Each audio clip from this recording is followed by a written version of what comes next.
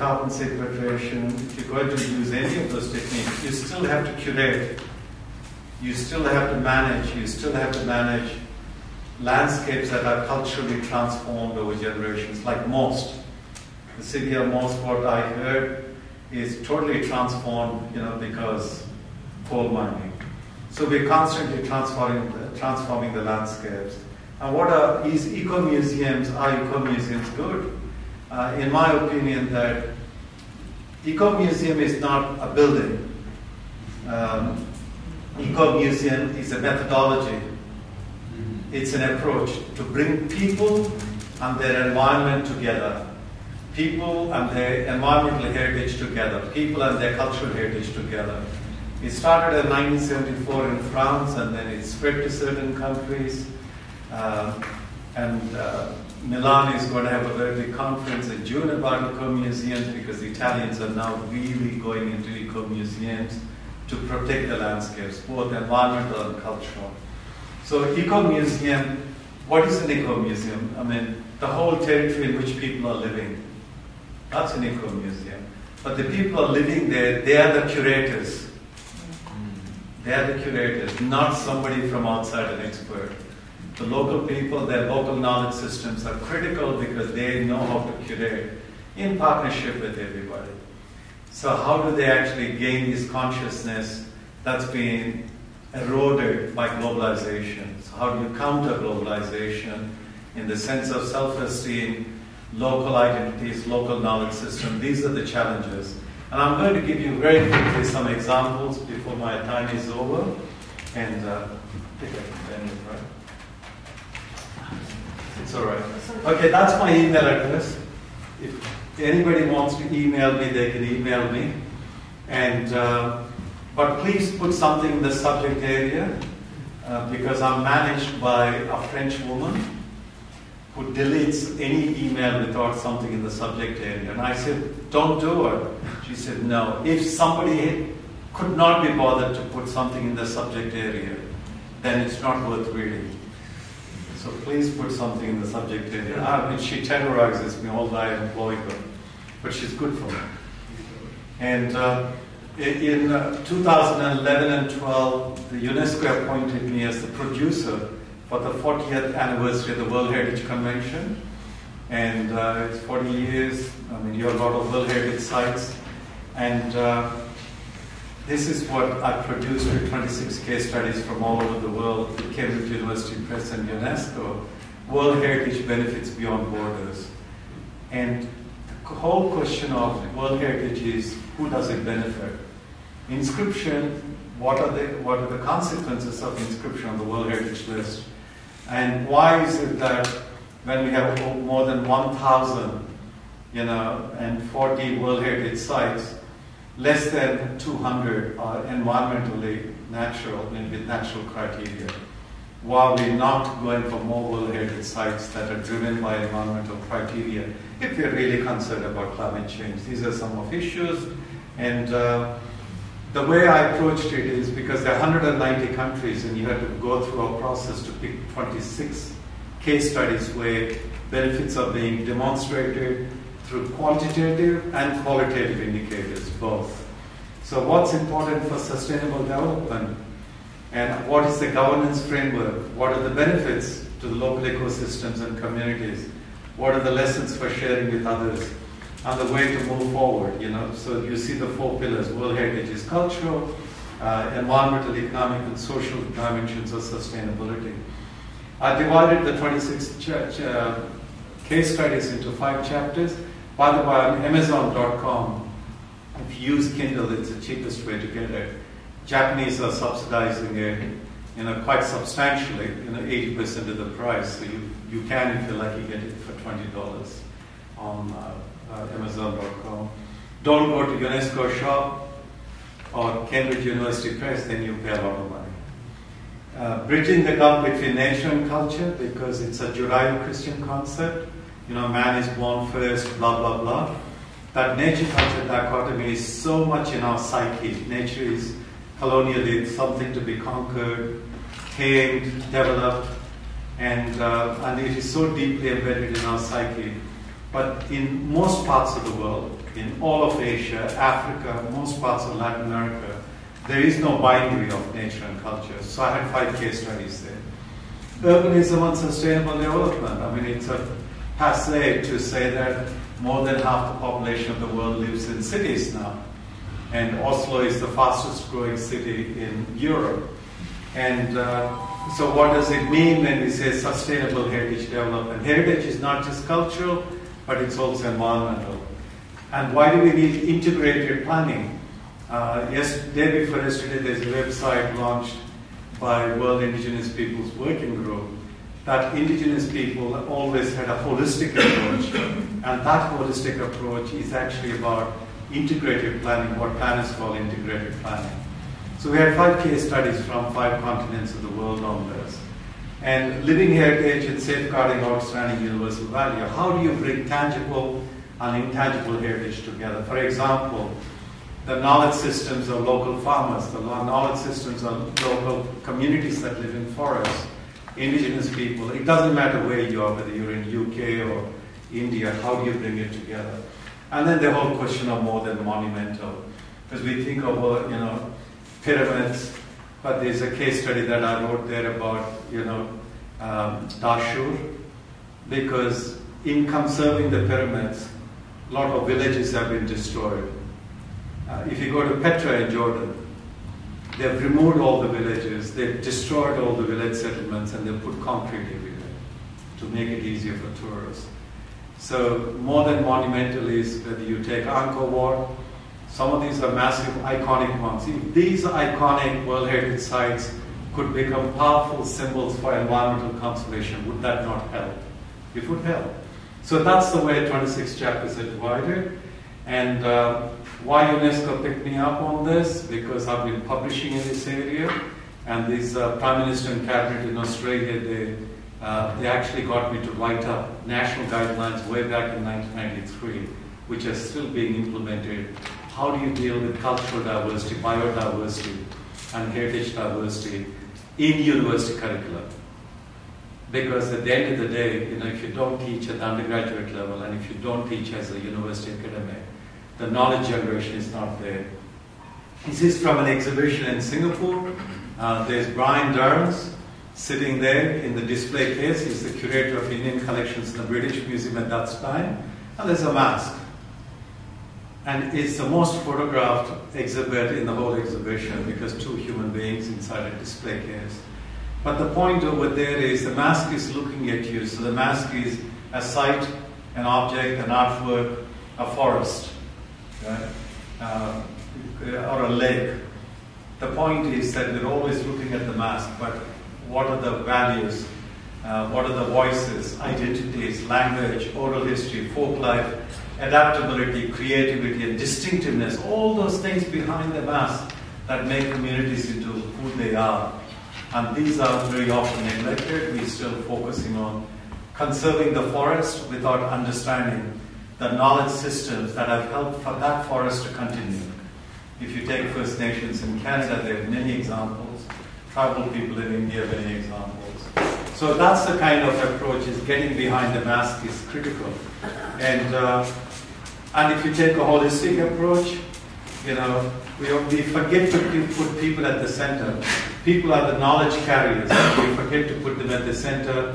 We go for the tangibles like, structures, landscapes, sculptures, sites, places, because we can build boundaries. We can say these are the boundaries and this is a park, national park. But we forget to put the people as an integral part of the park. And similarly, things we collect, environmental specimens, they become objects. Environmental art becomes art in art galleries. Documentation, everything is in libraries, archives. Again, we forget to put the intangible. The voices, values, traditions, languages. But if you want to create a total natural and cultural environment, holistic approach. Now, this is where I'm living right now. Can you see all the chilies? British used to call us the dynamite eaters of India. This is where I was born. Not in Chili's, of course, I'm alive. And the name of the place is called Amareswar. It's world famous because this is where Mahayana Buddhism took birth. Most sacred site for His Holiness the Dalai Lama. And it is from here Buddhism spread to China, Japan, Korea, and all these places. North India was Theravada Buddhism, but from here Mahayana Buddhism. And by the way, that is, I look at the stupa from outside, but it also has a temple called Amareswar, just like my name, that's what was named. So, and it's falling apart from 12th century AD. The local intangible heritage, including it being the place that gives Muslim its name, because it was called Mysolia by the Greeks in the ancient times. And so I'm working on revitalization of intangible heritage, and I found this largest public sector building, which is not used for anything. So did an environmental audit, so we're working on using this as a heritage center for environmental education. And the reason I'm doing this is all these children come from all over the state. They sit there, they have a picnic, and it's great time. So going to a park or a museum is about picnic, but what do you learn from a picnic? What are the learning outcomes?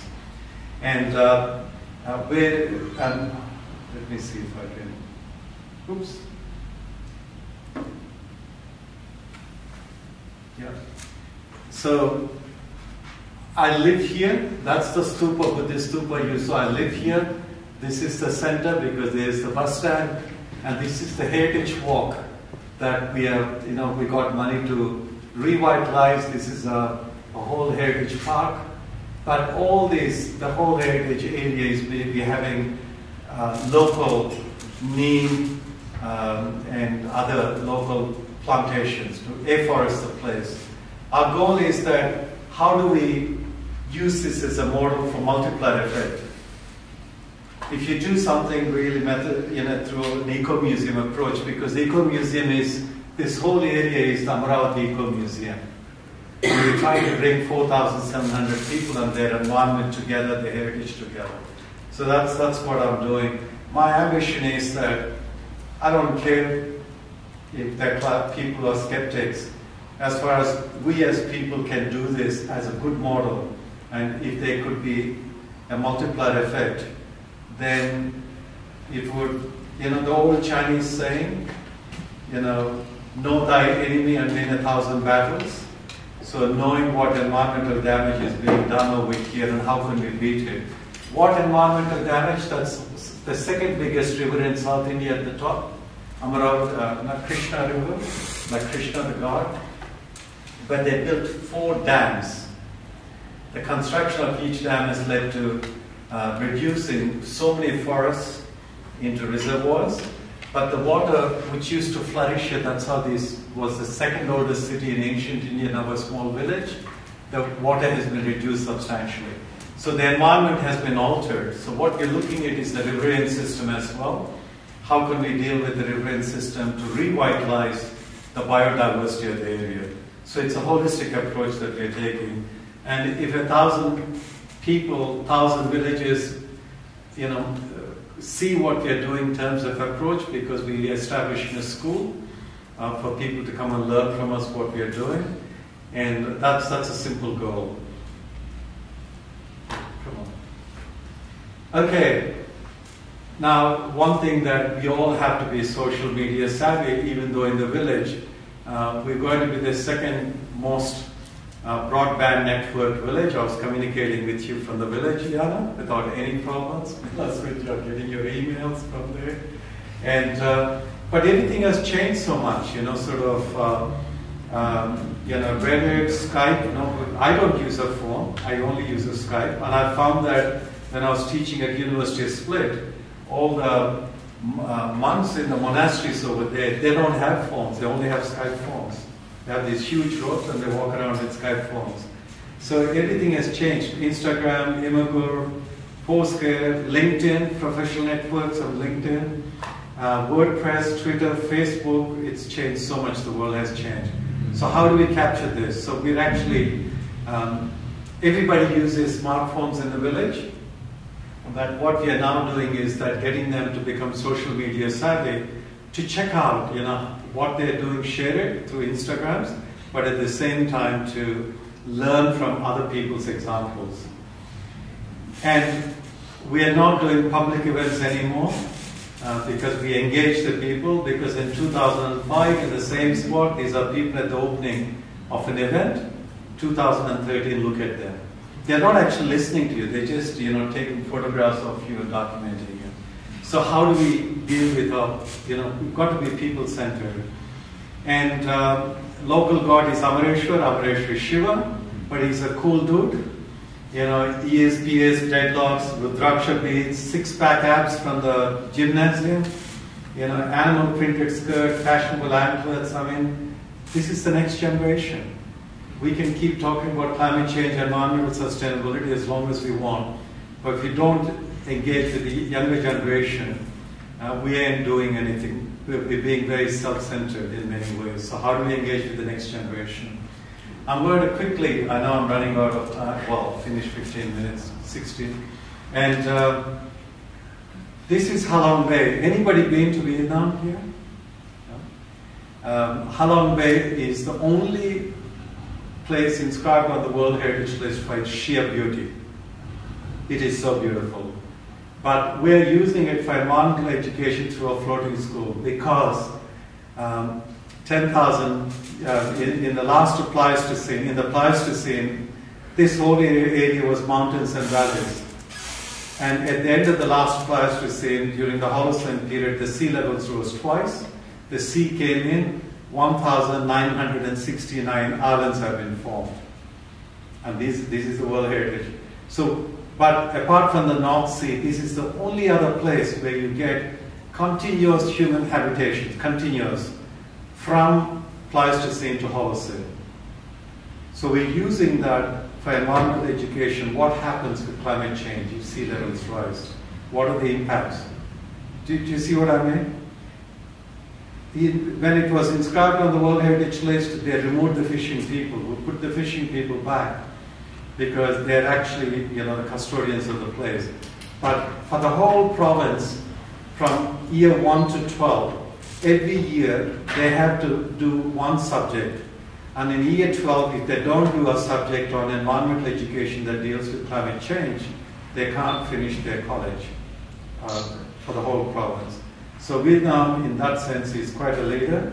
And this is our environmental education center that we built. Right on the sea, what you see in the middle, it's 19 kilometers from the land. But this is a limestone cast coming out of the sea. So we built it there. I lived for 2 years with the fishing people, training them to build it. And the local young people run it. This is the opening of it. They have a great time, and you can see myself exhausted with 87, 86, and 84, 3 sisters who helped me a lot. I mean, I lived with them. And when I left, they complained to the Secretary General of the Communist Party that they're not happy with me because I'm the best boyfriend they ever had, they said. So they didn't want me to live. And so that's one case study. What you find is the whole bay that you saw, it's called Halong Eco Museum. The whole bay, I mean, it's huge. It's about 1/3 the size of Czech Republic. It's massive. And 1,969 islands on the hinterland into South China Sea. But we declared legally the whole area as an eco-museum. And that the cultural diversity and biodiversity has to be conserved. We have a 2025 plan, we're working on it. Demonstration projects. And the dugong which disappeared, the dolphins which disappeared with the changes, they're all coming back. They're all coming back. And from the American War, there was a lot of unexploded ordnance at the bottom of the bay. But with Norwegian and Russian help, with the robots, we cleared all the unexploded ordnance.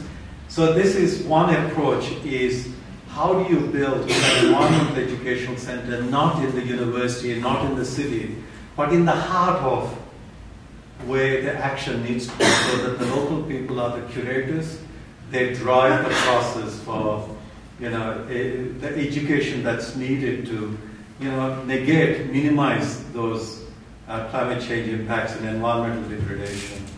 This is Darjeeling Himalayan Railway, and so you can see that 2 trains are going in opposite direction, but they go in loops. So it looks like they're going in the same direction, but these are from 1881. So it's about 200 feet here.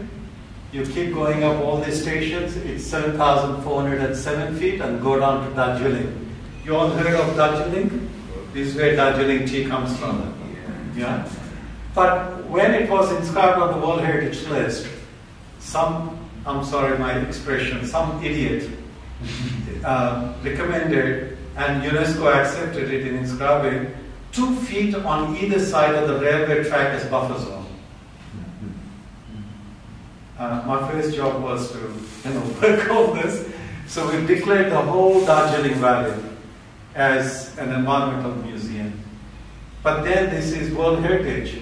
So what we're doing is we're using the World Heritage inscription as a catalyst for dealing with raising awareness about environmental conservation, cultural and biodiversity conservation.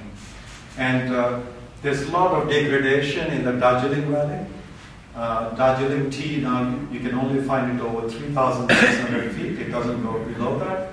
But because of the reduced rainfall, the weeds are moving up into the Darjeeling tea areas. So how do you deal with the weeds? Because that's one of the things with the climate change you get is incredible spread of weeds everywhere. And they destroy, they affect the food security that we very often don't think of. So and it's a beautiful place. This is a train going through one of the towns. See, people sitting there, they're living right next to the train. They call it a toy train, but it's actually used regularly, makes a lot of money. And here is the train on the loop. See, it's climbing up. It's actually going down there. So this is another environmental museum or eco-museum where 17 stations have become environmental educational centers. And in everything that I do, I'm a little bit thinner there. He's the president of the National Blind Association, because globally 1 out of 7 people are disabled in one way or another. Either they're blind, they can't hear, they can't speak. But so we developed an approach with postgraduate students. These are all my students that ihsas. You could be blind, but you can still hear, you can smell, you can touch, you can taste. And some of us believe that spiritually we can connect as well, we can touch.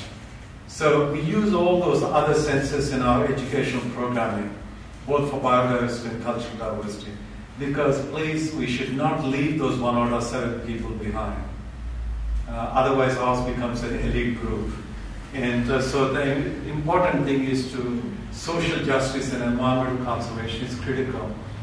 My last case study is Hoi An. And I'm establishing an academy over there. They're giving me a 26-room house from 18th century to establish it. And it's based over there. Now you mentioned about the Chinese connecting your Baltic Sea and Black Sea. They have experience in doing that. That's the Mekong River going down there. They blasted the rocks out of the Mekong River between China and Vietnam. Massive environmental destruction. Massive destruction of, swamp areas, mangroves, forests, and you name it, they've destroyed it. So that the Chinese could actually have their ships go all the way up and down, control Southeast Asia. Well, they might help you to do your Baltic Sea and Black Sea, but who's going to control it, And I just wanted to share that. But this is where Hoi An is. Halong Bay is there in Vietnam. Hoi An here. When I started living there in 2000, this is what it looked like. This is the Thu Bon River. Because of the massive napalming in the American War by the Americans. Napalm means defoliation, deforestation, soil degradation, sedimentation in the riverbeds across southern Vietnam.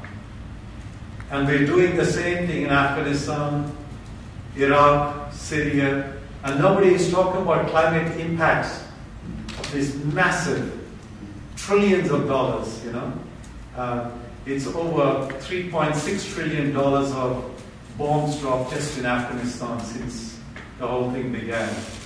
But what are the impacts? Does anybody talk about it? We don't. We don't talk about it because little George Bush said, Either you're with us or with the enemy. So if you criticize it, you're meant to be with the enemy. And I think that our climate change consciousness really has to deal with the impacts of wars. And so this is what I found. First, the French removed all the Vietnamese during colonial times, and Ho Chi Minh brought them back into their homes, and the Americans isolated them. So the first thing I did in the 6 months was, see, that's the World Heritage Area, Hoi An. I said, we can't just focus on the built environment. Historically, it's organically linked to the whole district. So this is, now it's a UNESCO Man and Biosphere Reserve, this one. Chanwal and Biosphere Reserve, Chanwal is here. And this is the China Beach, demilitarized zone where the Americans used to come for rest and relaxation. So we zoned it, built a road to the airport. You can build your 5-star hotels over there. You can do whatever you want. But the thing is that it's all monitored in terms of environmental degradation, but all of this is protected. The agricultural land, mangroves, the biosphere area. So rather than just protecting this, what we did was we extended the buffer zone to the whole area. And we declared it the Hoi An Eco Museum. That means this whole area, you know, there are about 42,000 people, including children. They are the curators. And we train them through the schools and children. And these are my PhD students working on some outside PhD students. I was mentioning about a summer school, you know, earlier on. This is what they were doing for. They come to Vietnam, they spend time, and they get credit working with us. And the bridge, there's the Japanese bridge, this is the World Heritage Site. But when you're dealing with environmental and cultural conservation, you always have to think, you can't build glass houses where people are poor. Glass houses make no sense where people are poor. So what we found is that, because there's a Japanese bridge where the students were, that street was making all the money in business with tourism in the conservation area. This street wasn't making much money. So what we did, we gave this street 3 years tax-free concessions. That means anybody who wants to set up business with the local people, anybody who wants to do anything, they didn't have to pay taxes. And you know what people are like. The moment you don't have to pay taxes, they come and invest, you know. And so to see the transformation over here. But it's all monitored by a heritage unit, which deals with both the UNESCO Biosphere Reserve and the World Heritage Site. Each street is a homeowners association. They meet once a month. They get training, they make decisions, they take responsibility for what they're doing. Each house is systematically, there are trial trenches. Some of the trenches go back to 2nd century BC, Cham civilization and megalithic civilized cultures. And then they are restored or conserved, but all the people that are trained are locals. And then once they're conserved, they're used as bed and breakfast places. Local Chinese, local markets. We've retained the local markets like this because they're civic spaces. And we've rehabilitated the villages that you saw in that map because almost all the men died in this village in the American War.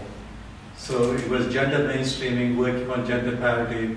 And people who lost their legs and limbs, who were disabled, we trained them as guides in both cultural and environmental education. And they are paid just like, because they're also curators of the Eco Museum, so they're full-time employed. And guess what? The tourists just love them. And rehabilitation of the Woodcraft Village, and then we banned all the modern-day fiberglass boats. No more, it's illegal to use fiberglass boats. We rehabilitated through regrowth forests, building of traditional boats. Fishing, we rehabilitated the fishing communities who were affected by napalming, and they take care of the Biosphere Reserve. Most of the Biosphere Reserve conservation is by fishing people. And the farming is also, become very important because you have to no pesticides, no insecticides. And second thing is visitors who come from the cities, international tourists, they're given a chance to participate in farming. And believe it or not, the Nordics like to pay $20 an hour.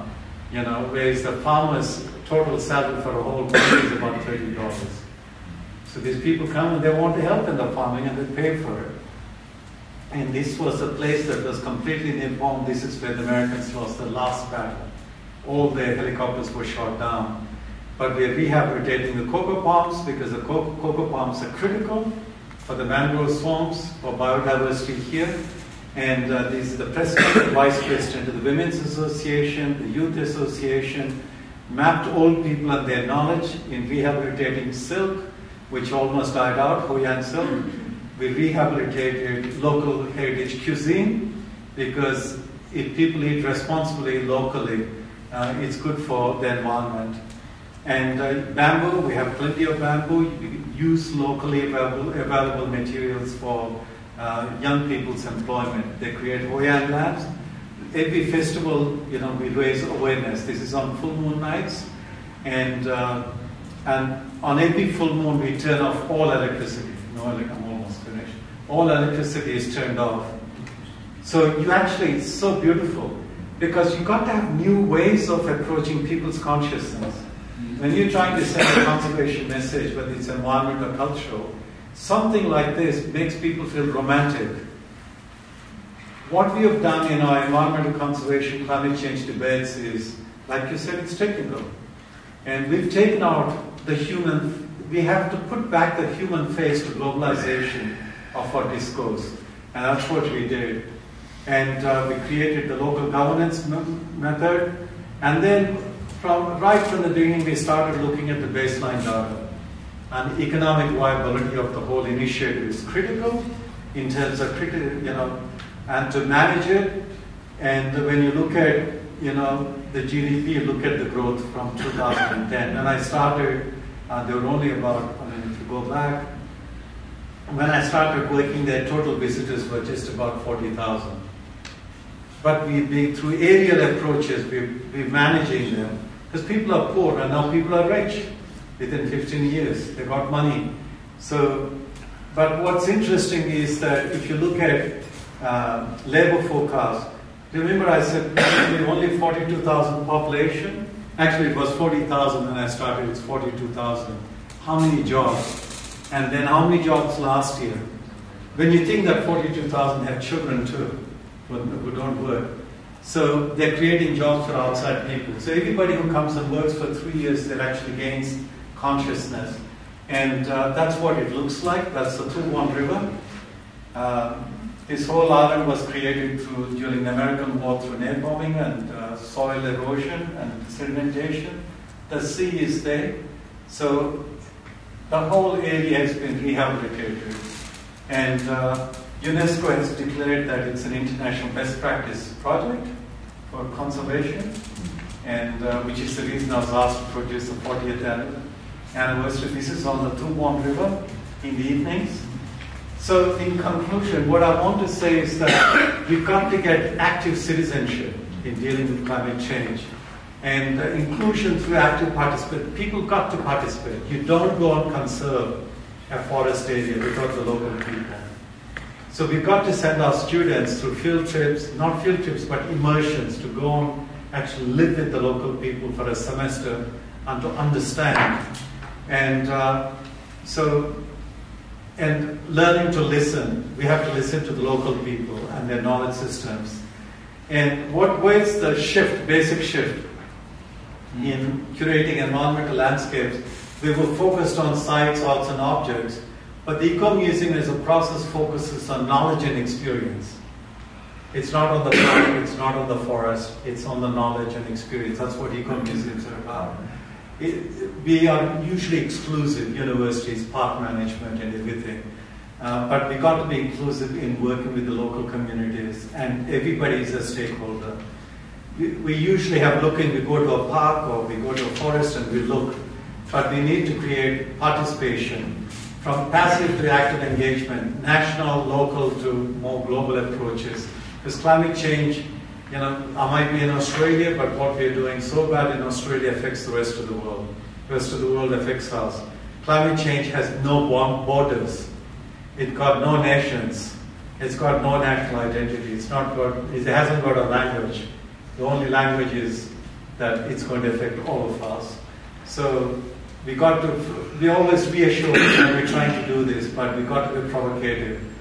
So we are very monologic in climate change debates. Very monologic. We're telling, statistics. We're saying this.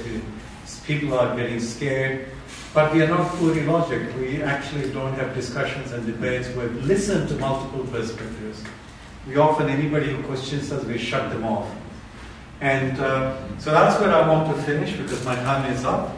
But all I want to say is that all my life, for 32 years, this is what I've done. I've worked on Kakadu National Park, trained the first 32 Aboriginal Rangers in Australia. And my whole approach has been, how do you bring people and their heritage together? When Kakadu National Park in 1984, I was training the Aboriginal people, first ones, because you had to be white to work there before 84. But the 32 people that studied with me were all black. And, but they are the indigenous people, they had the local knowledge. And how we integrated local knowledge into the park management was very critical in minimizing some of the negative impacts. And I'm one of these people, I started with a Buddhist parable. I want to finish with Buddhism again. When Buddha says, Buddha was asked, where do all these people come from for you to follow this middle path? He says, like little drops of water that become streams, streams that become tributaries, tributaries that flow into the rivers, and the rivers that flow into the great ocean. People come from everywhere, all kinds of caste, color, creed, races. And climate change approach is the same that I take. I know I'm very small. What I'm doing, with people in different areas might be just drops of water. But I do believe if we can have a multiplier effect, all those drops of water will help us to minimize climate impacts. Thank you.